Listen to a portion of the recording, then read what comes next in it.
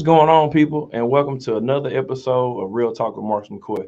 Of course, I'm your host, Marcus McCoy, and today we are going to be talking about voting, which I think is definitely a hot topic. I am pleased to, introduce the guests we have today. I know these women personally, and they're doing phenomenal things in the community of El Paso, and they just happen to be all members of the Alpha Kappa Alpha Sorority Incorporated Eta Pi Omega chapter. And now I will allow them to introduce themselves. Hi, good afternoon. I'm Dr. Nashunda Carr. I'm a licensed psychotherapist and a licensed professional counselor, and I'm currently the president of Eta Pi Omega chapter of Alpha Kappa Alpha Sorority Incorporated. Hi, my name is Talesh Sweetenberg. I am the first vice president of Eta Pi Omega Alpha Kappa Alpha Sorority Incorporated, and I currently hold a master's degree in business where I work with the small business administration. I'm a vet, and I have 22 years of amazing service. Hi, my name is Araceli Mendoza, and I have a master's in science with in regards to entrepreneurship. And I am the advocate, and I am the subcommittee for the voter education registration mobilization for Alpha Kappa Alpha Sorority Incorporated Eta Pi Omega chapter. Definitely want to thank all of you for being on the show. I know it's going to be a great discussion, so I'm ready to just dive into it. Can you tell us and the viewers watching a little bit about the history of Alpha Kappa Alpha Sorority Incorporated and the Eta Pi Omega chapter? All right. Our sorority, Alpha Kappa Alpha Sorority Incorporated, was founded on January 15th, 1908 at Howard University in Washington, D.C., led by Ethel Hedman and 8 other collegiate women. As early as about 1915, AKA became involved with political action and introduced its first public political action conference held in Chicago. And subsequently, as the years grew, there was extensive time and energy, and we really dedicated and devoted that to social issues and community involvement. And throughout that time, of course, chapters were chartered, including our chapter, Eta Pi Omega, which was chartered here in El Paso in 1961. And since that time, we have just led the change in our community as well. That is awesome. That is awesome. Speaking of that, does your chapter have like a voter initiative? And if so, what does that initiative encompass? It actually does, Marcus. So in our initiative, it's called Advocate for Social Justice. And within the Advocate for Social Justice, we are the forefront in promoting fairness and equality. And it's really important that we empower our community within El Paso with this chapter for Eta Pi Omega. And the subcommittee that I am chairing is in regards to empowering the committee and giving them the most powerful tools to help them vote, understand, both locally, state, and national elections. That is awesome. That is awesome. Can you also shed some light on the history of women's voting rights? Yes, so women have been fighting for their rights since 1787, where all the states except New Jersey denied the rights for voting of women. And we've really been going through a lot of fighting in regards to in 1807, you have 1840, and then of course in 1918, where President Woodrow Wilson changed his stance in supporting the women's suffrage. And then of course in August 26th of 1920, the 19th Amendment was passed. However, many of the African Americans and the indigenous women were not allowed to vote. So then that's when in 1924, the Sydney Act was passed for Native Americans for women. And then of course, in August 6th of 1965, that is when President Lyndon B. Johnson signed with Martin Luther King the 15th Amendment, which is really important for the Voting Rights Act. What for? This is a question for the whole group. What do you think the significance of voting is for those who might not necessarily see the significance in voting? For me, I think that especially in competitive elections, not voting is just as important as voting. If it's a close range, when someone doesn't vote, you're kind of lending your vote to the person that may not be the best fit for the issues that we need to address at the time.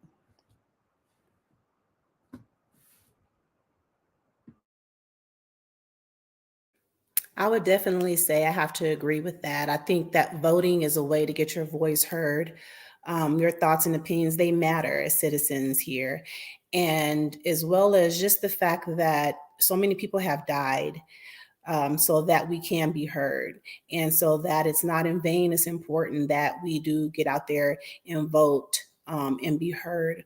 And I know a lot of people sometimes feel like, oh, it doesn't matter. I'm not going to be heard. It does matter. And the more that we get out there to vote, the more we can allow change to happen.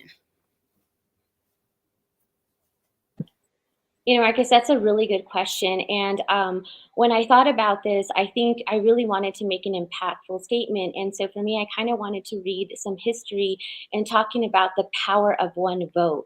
So into the 1800s, Thomas Jefferson was elected president by only one vote in the House of Representatives. In 1824, Andrew Jackson won the presidential popular vote by only one vote. In 1846, President Polk requested for declaration of war against Mexico, passed by only one vote. In 1941, you have the Congress amended the active service component of the Selective Service Act by, again, only one vote, 203 to 202.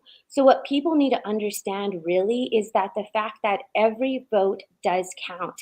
If we didn't think that every vote would count, we wouldn't have electorals out there promoting and asking for your vote and, really just pushing the reason why we want the community to vote. And so people really need to understand that really one vote is the most powerful vote that could ever happen, because it can sway between us doing it and us not doing it. And especially during this time, it's really important that we just go in there and vote and express how you truly feel. Most definitely, most definitely. Now, along that same line, just something just kind of popped in my head. Like for children, like what do you think is an appropriate age or like when you should really start talking to your kids about the importance of voting, or just getting into their minds where they understand that their vote matters and it counts, and the magnitude of them actually voting? It would be too easy to say as early as possible, right? But realistically, You can, though. You can. You have to teach them how to make good decisions. And hey, let's vote for what's my favorite cereal in the house, and that's what we're going to buy. You have to start it out really small so that eventually they do see the big picture. When I was a school teacher, I taught elementary school in a previous lifetime, right? And we would hold mock elections where some of our students would dress up as whatever president was running at the time, and they had to campaign and they had to get the students engaged and willing to vote for them. And it encouraged the students to have that dialogue at home with their parents. They had to start watching the debates and watching TV and the campaign ads, because they had to know what they were actually running on, because they had to mimic that particular candidate. And so when we're doing that, along those lines at such an early age, we're talking about kindergarten through about 5th grade at the time, you're setting them up to learn about government, politics, and eventually get involved with student government when they're going on to middle school. So for me, I would say as early as possible for real, but when they actually start to get it, elementary to school age, I would say. Yeah, I would definitely like to piggyback on that. Is so true. I have an 8-year-old, and she's interested because we are interested. And I think that's very important that it becomes a topic of discussion.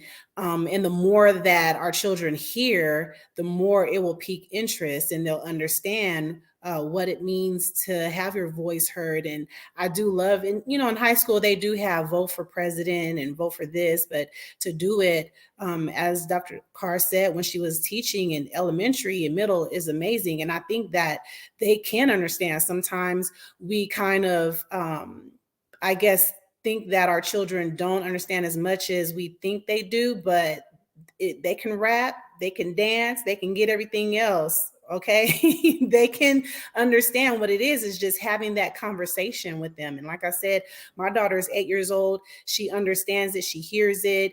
She becomes more inquisitive and asks questions when we're going to the polls. We talk to her about that.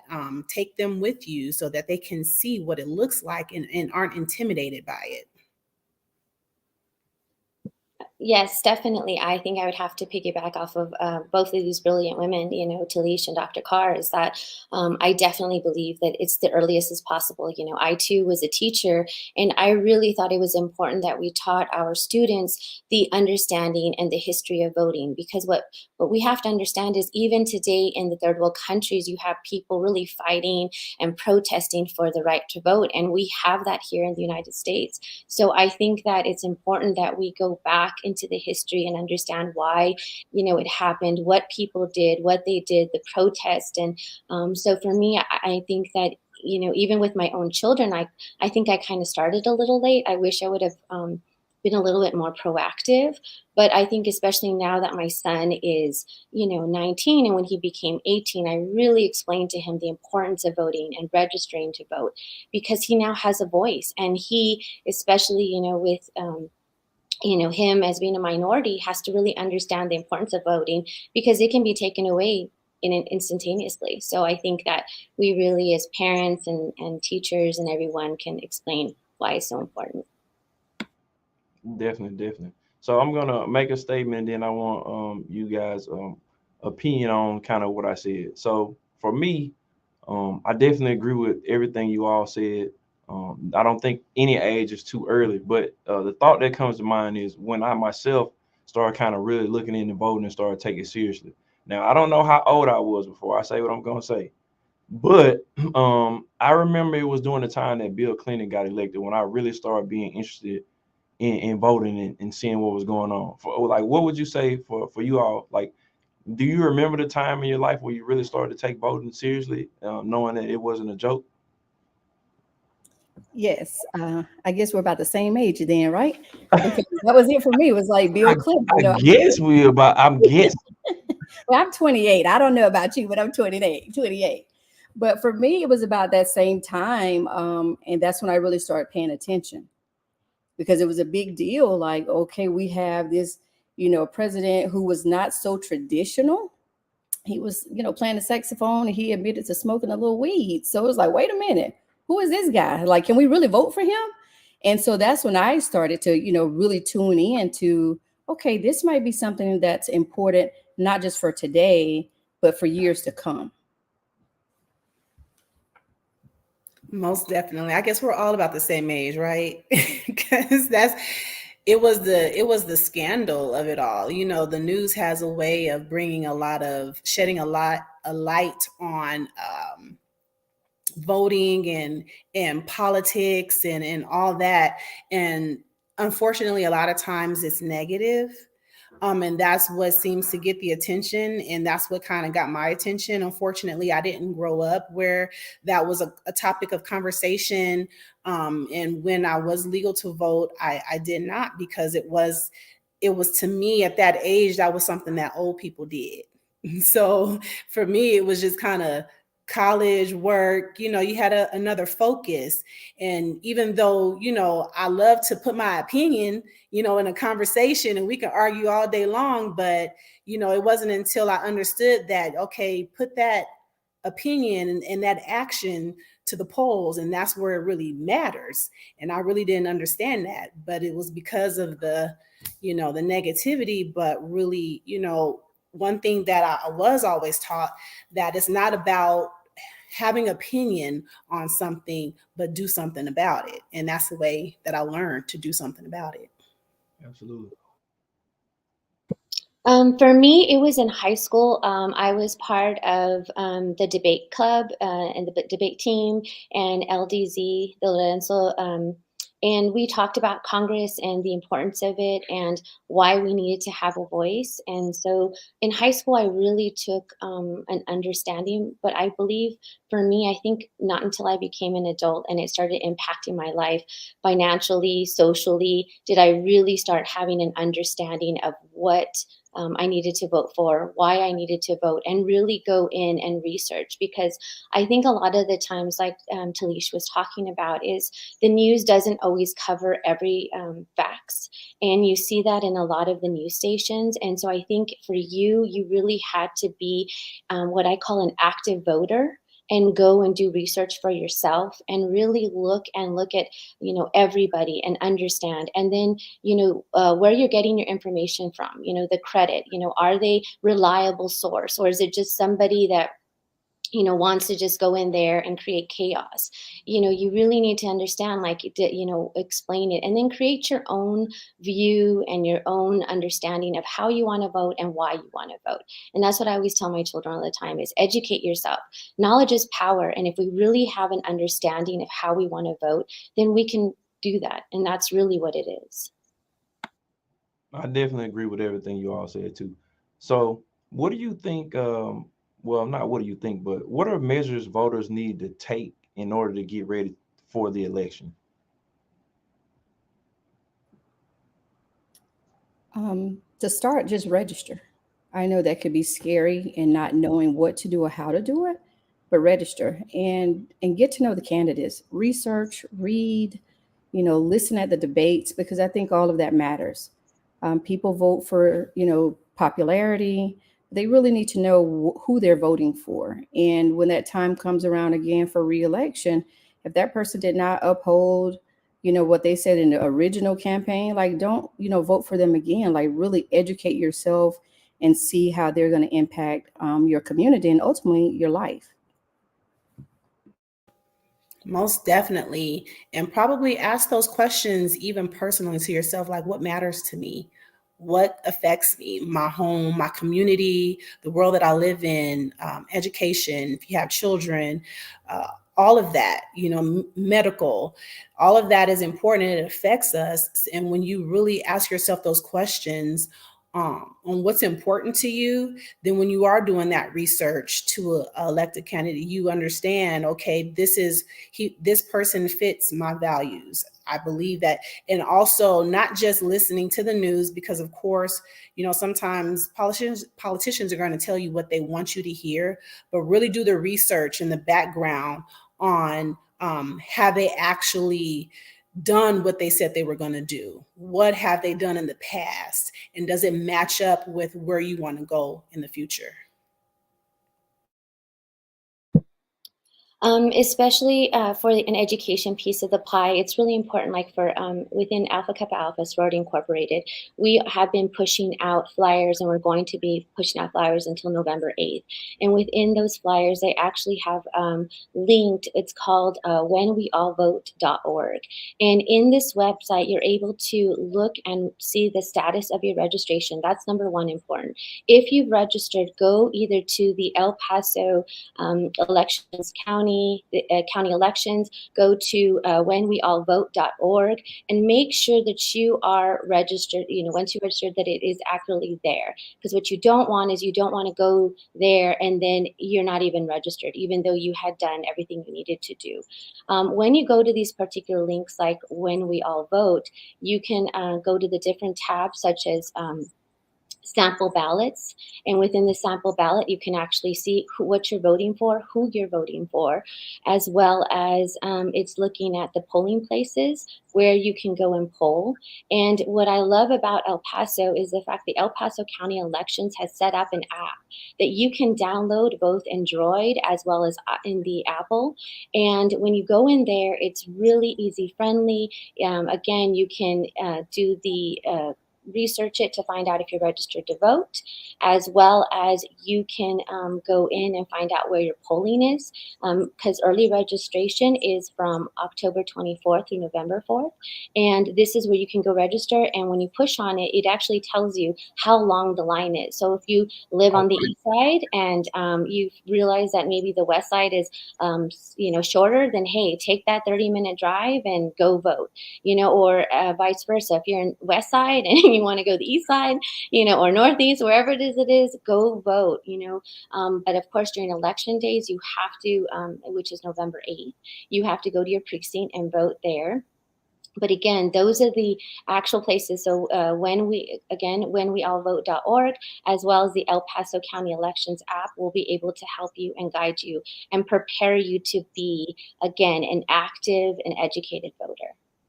Oh, that was definitely some good information. So now I know how to, I'm kind of, I don't like staying in line for a long time. They're kind of aggravating. So I need to, I live, on the west side. So, if northeast and the east side, if they got me, I'm gonna come go and get in line. So I get make cast my ballot. What is on the ballot for the midterm elections?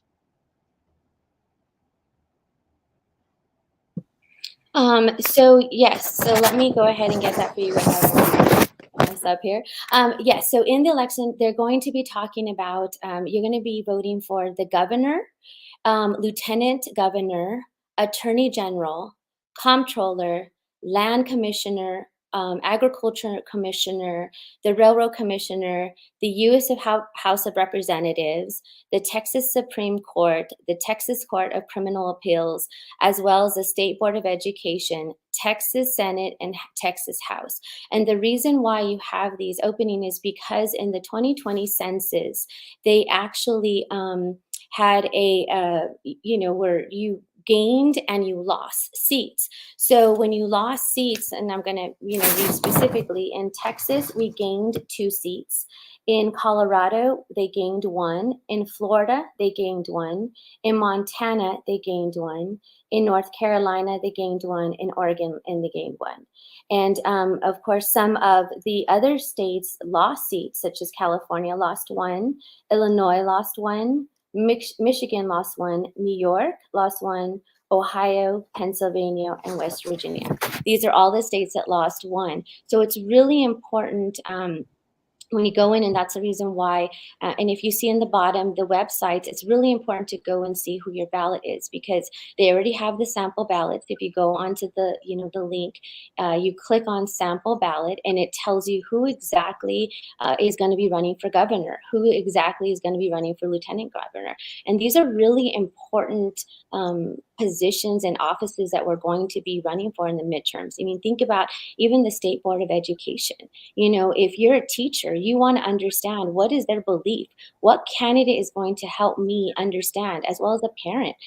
Do they follow the realms of what we're looking for? Do we understand what it is? And that's what is so important. So when people say, I don't want to go vote because it's not important, it is. It's important when you have those elections and those positions open, because that's what's going to determine your child, or that's what's going to determine the polling, registration of the actual district lines, the district lines. All of those are, big places. So it's really important that we go in and vote.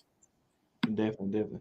Why do you think young people? I mean, because this is something I've seen, ever since I've been a live basis. But I noticed that there's a big disconnect with like the younger population or younger generation of people voting. Why do you think young adults either don't vote or they don't care about voting? I think some of it starts with what Talesh said earlier. As a young person, you think it's something that is for the older, generation or population. You don't see it as something important for you. And I remember having people who work with me who had never voted. We were like almost 30, right? And they never voted. And she was like, well, why? What's the importance? My vote doesn't count. And the topics at hand weren't significant to a 20-year-old, 28-year-old at the time.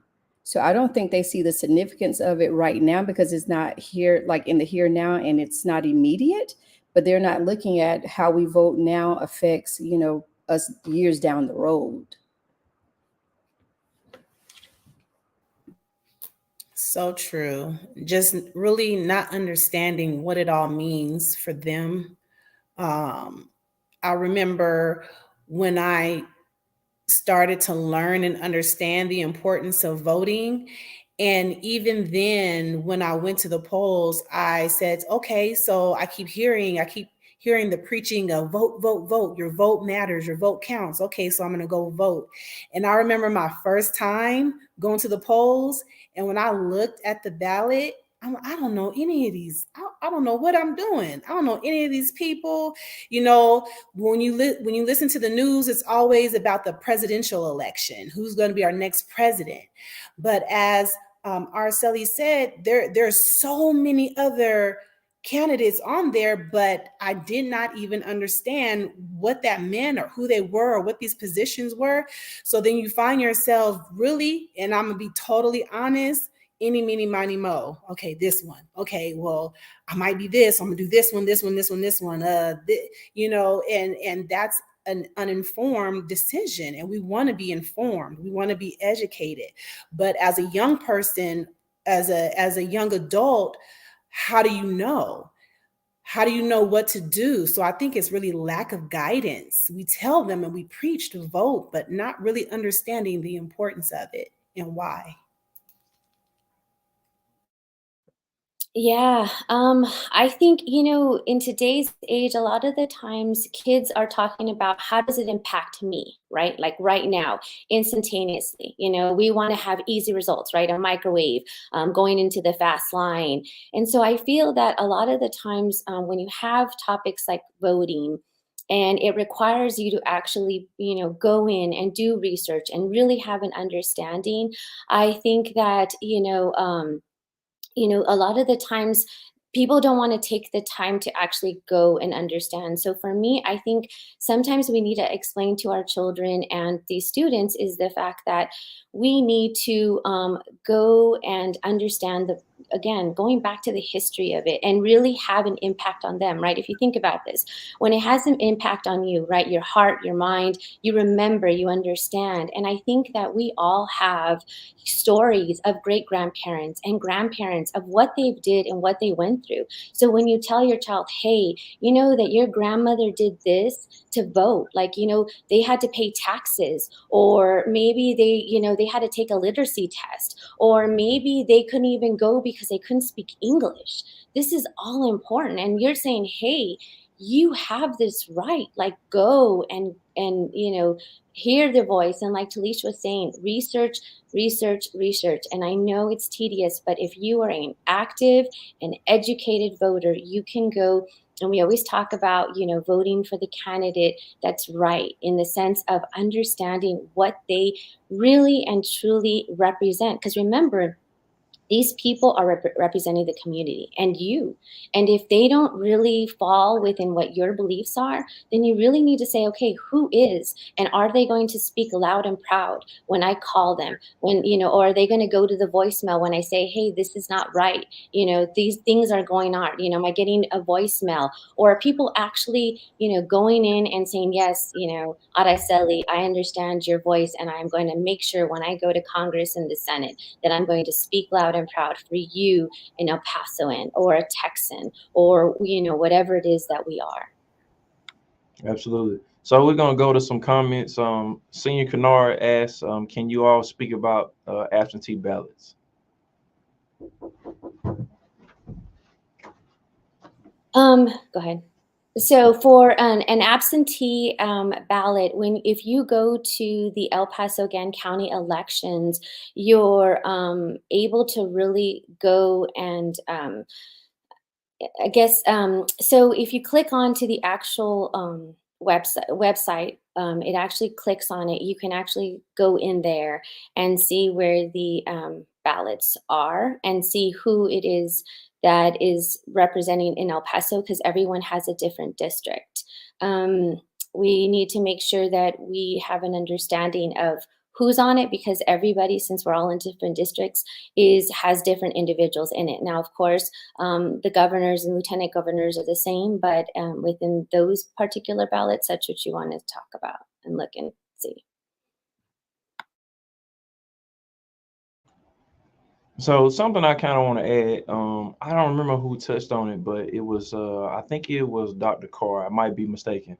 But I talked about this previously, where people sometimes assume because you're a Democrat or Republican, that you're just gonna, if you're a Democrat, you're gonna vote for a Democrat. If you're a Republican, you're gonna vote for a Republican. Actually, it was Mrs. Sweetenberg who said it. Like understanding, you're gonna pick the candidate that embodies the stuff that's gonna ultimately help you move forward, move your family forward. Like, how do you all feel like when it comes to actual, picking your candidate? Like, basically the decisions what's gonna weigh which way you go. I think that you have to really look at what issues does that candidate actually represent and what do they stand for. Um, this kind of reminds me of one of my friends. One of my best friends went to the NFL years ago. And so he goes from literally being a college student to making millions of dollars overnight. And this is during the time, like early 2000s. So he was like, hey, I'm going to go for the candidate that's going to give me the biggest tax breaks. And I remember distinctly standing in his living room and we were going at it like, you got to be kidding me. Like, it's all about the money now. And he was adamant, I'm going to go for who's going to keep money in my pocket. After, seemed like hours of this argument, he was like, you know what? Well, tell me about the other candidates. Let's talk about it. And so when he started looking at the issues, that's when it clicked to him like, well, maybe I do need to go a little bit deeper and look at something more than, the biggest tax breaks. And for me, I'm like, you have to look at what do they stand for. If you're voting for that person, in my opinion, that's a reflection of you. That's an extension of you and your beliefs. So I think, you could be whatever party you are. And I think you can sway and vote however you like at any given time, but just make sure that you're supporting the person that is going to really stand for what you stand for. That was perfectly said to me. I don't have anything to say after that. So real quick, Marcus, I did want to go back. I did see in my notes about the absentee vote. Sorry. If you actually go in the El Paso elections and you apply and request, you can actually vote by mail by October 28th. So if you do have an absentee ballot, and that's why I keep going back to the El Paso County elections, you can actually go back and do that. But in regards to, for me, and I guess I've been saying this for the last, 30 minutes, is for me, I just really try to go back and educate myself and who's on the ballot, because I don't want to just do that, right? I don't want to just go and pick, a specific person because they are in this particular party. However, though, sometimes, when you do that, right, you do pick a particular party, it's because they fall in your beliefs, right? And so sometimes you have different parties that, you fall more towards than others. And I think, again, if we just educate ourselves on what party, what candidate for a specific party represents, then you can actually make that educated decision. I will say, if I may, because I think that sometimes we feel as though we only think that a specific party holds this set of beliefs and then this party holds this set. And so we automatically assume, oh, this is what I believe, so I'm going over here. And that may not be true for every candidate. So you may pick this person over here, but then this person over here lines up with this belief of where I feel, say for education over here, okay, I know that this is going to happen. And over here, I know that this is going to happen with medical. So I think that it's important to not look at just the entire, like, okay, I'm only this one party, so I'm going to vote all this, or I'm going to vote all of this. So that's also goes back to making an informed and educated decision on who you choose when it comes to that. So I just want to go to a quick comment. Sweet Jules Baked Goods says, well said. Now I got to get a little bit off topic. Sweet Jules Baked Goods, like, do you have a bakery or, as I seen the name pop up there, and, hey, look, I like donuts, I like cakes, I like all that. So, hey, if you do own a bakery, Sweet Jules Baked Goods, hey, let me know. I'll come through. So on that, I know, I had to do it. I'm kind of hungry too, so that's part of it. This is a so for the last couple of years in El Paso, I have served as a deputy register, right? And I'm pretty sure we all know what it is. And some of the things I have encountered on my own experience while trying to get the people of El Paso registered vote some of them simply just don't want to vote. Like you could come up with 1,000 different reasons, and they're just not feeling it. I remember me and a couple of other deputy registers, we were walking up and down Dyer trying to get people registered to vote. And I remember this one specific car we ran into. We were talking to them. They were older people too, right?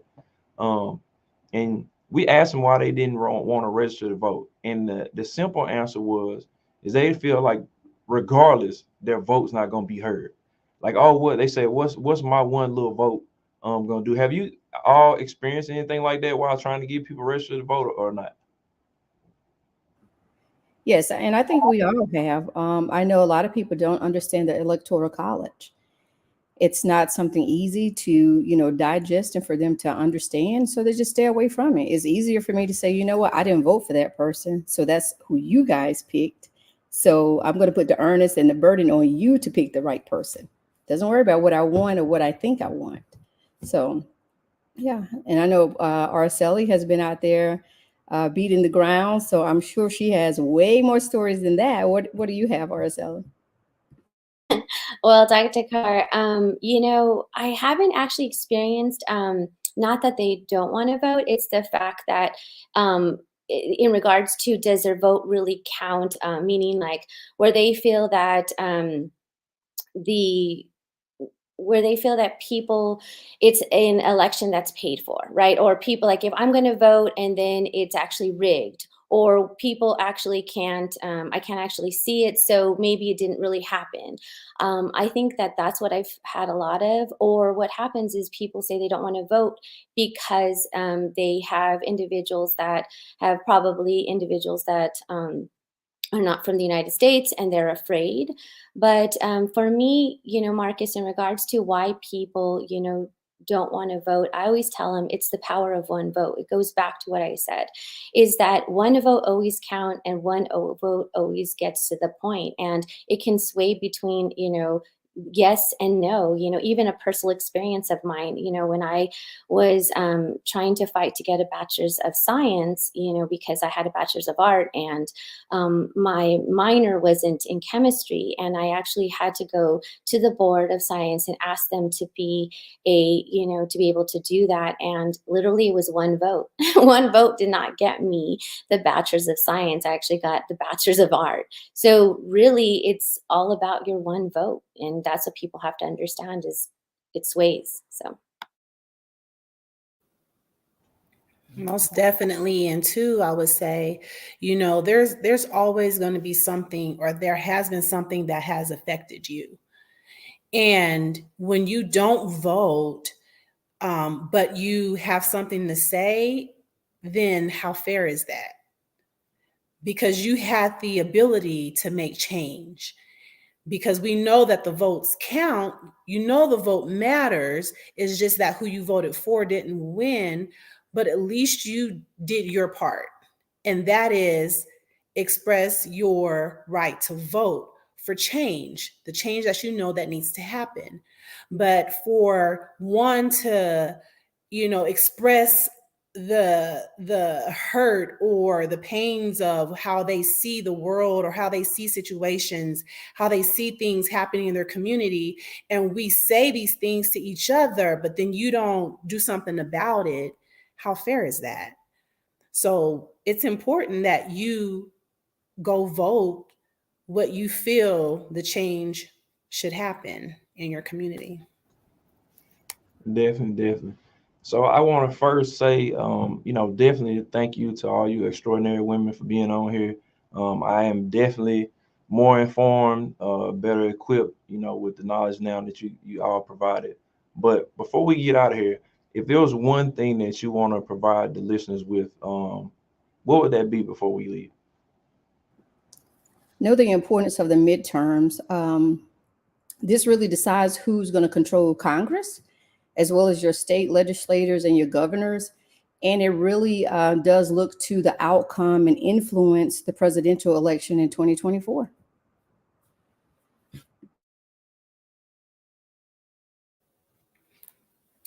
I would say educate yourself. Educate yourself, research, and gain understanding. With the understanding, then exercise your right to be heard, because you have a right to be heard. I would have to say the power of one vote, as well as educate yourself. Remember the 15th and 19th Amendment, because during this time for midterm election, we are really looking at democracy and women's rights. And what you have to understand is that your vote does count. It really does. And that one vote can sway the difference between we having rights or we not having rights. And our great grandparents and our parents, great grandparents and grandparents really went out there, protested, got arrested, some beaten, some died, some taxed. Remember your history. Don't forget where you come from, so you can educate yourself and make and hear your voice. Great points. Again, I want to thank you all for coming on here today. I would say short and sweet. Don't ever let anybody tell you that your vote doesn't count, that it doesn't matter, because it does. And our ancestors and great grandparents and went through a lot just for us to be able to have the right to vote. So I say, if nothing else, just exercise that right, because it is your right. Definitely want you guys to tune in next episode of Real Talk with Marcus McCoy. I'm going to be talking about men's health, which I think is a great topic. I think sometimes men's health is overlooked in general, but something we need to touch on. But until then, El Paso, until next time, it's been real.